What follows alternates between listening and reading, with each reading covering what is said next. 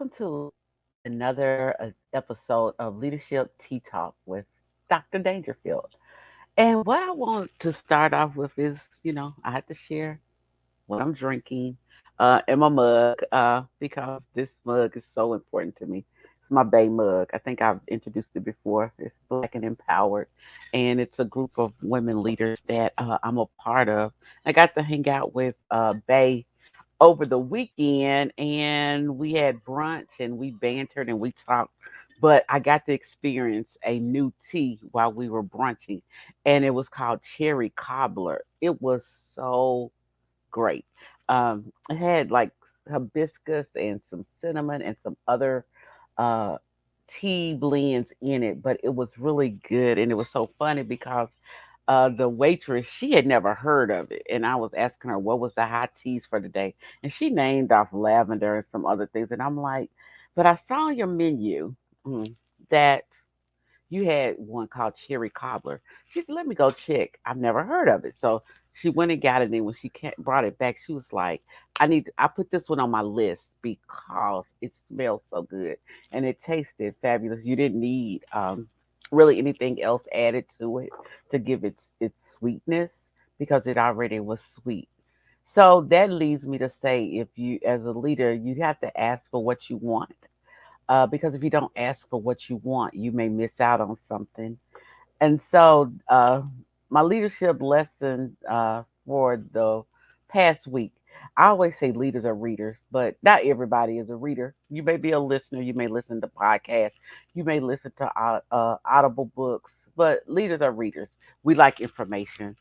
And so, a couple of weeks ago, I had the opportunity to sit in on a conversation that was held with Arlan Hamilton. And that was the first time that I had ever heard her name and what she did, but she's a venture capitalist. And she works with underrepresented and underestimated Black and Brown founders. And also those that are in the LGBTQ community. She works with them. So she has helped to fund over 100 businesses to help them to grow in their space. But when she was talking, her book cover was behind her. And I said, well, let me read her book because I always want to know about somebody else's journey and their story. And so, as a leader, we have to follow other leaders. So, I've been reading her book. It's called, like I said, It's About Damn Time. And there's some jewels in that book that have really dropped down on me to really work on leading out loud. And one of those I want to share with you, one of the gems that she shared was you have to know what you bring, place a price on your time and talent, and then accept nothing less. And she shares that from the space of was sharing her knowledge. She was sharing her knowledge. She had been sharing information, but she was doing it for free. So she wasn't charging people for what she knew. And like she would go and she would do fireside checks. She would speak, and she wasn't getting paid for those opportunities. But then she began to realize her value when some of those talks grew from 40 people to 400 people or to 4,000 people. And she realized that evidently the information she had to share was valuable. So she had to really honor her own worth. And as leaders, we have to do that. And I know in the industry that I'm in, mental health, we don't a lot of times know our value. We shrink back from our value. So when I was reading her this information in the book, she talked about that she decided what her value was, and when the next person asked, she told them how much it would cost for her to come speak plus her travel. And they said, no, we absolutely not. We don't have the money to fund you. So she was like, okay, I can't participate. That takes a lot of confidence and leadership to say no, I can't participate. So it happened again. The next time somebody said no, we don't have the money to fund you, and it happened again.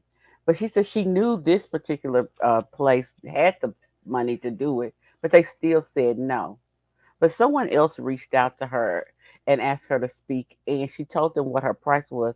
And the person said, "Our budget is double that. That's what we'll pay you." So in that moment, she doubled her price. She said, "Oh, somebody sees my worth and my value." So we know the importance about understanding what our education is, how we've been educated. The experiences that we do, and then also how we take care of ourselves. Self care. Self care is about recognizing your value. That was another quote in the book. We have to take care of ourselves as leaders. As we're leading out loud, we have to practice self care because this also allows us to recognize our value. And some other things that she talked about is how she deals with imposter syndrome. She has accepted who she is and she shows up in who she is. She talks about, if she had to dress up and put on a suit every day, she would feel like she was in a costume. But she found her outfit, what she is comfortable in showing up in. And it's usually some dark jeans, a black t-shirt, a hoodie, and her purple tennis shoes. Those are her things, and that's how she shows up.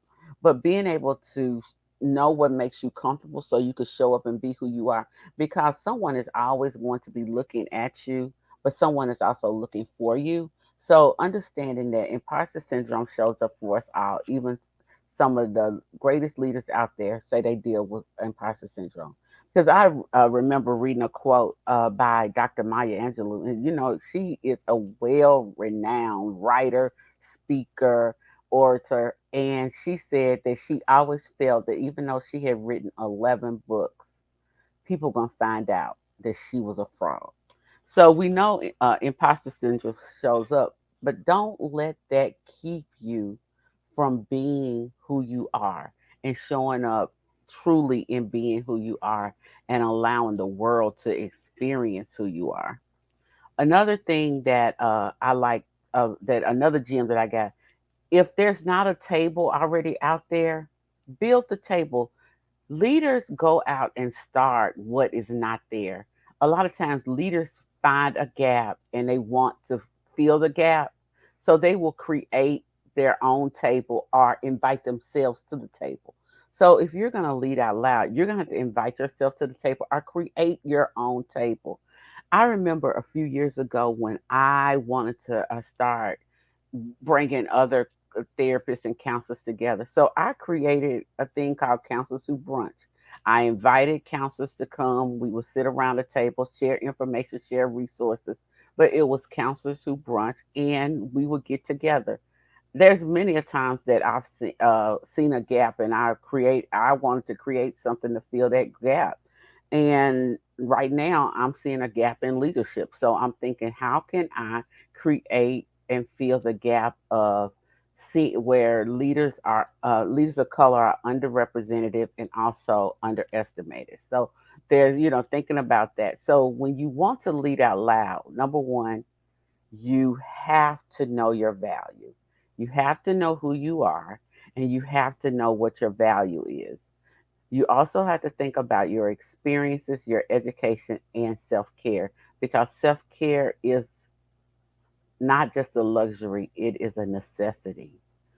And then the other piece is if it's not there, lead out loud by building it, creating it. Do what you need to do because that's what leadership is about. A lot of times we may shrink back saying, oh, nobody else is doing this. Maybe that's your call to do it. So you have to be willing to get out there and do what you need to do to be a leader so that you can lead out loud.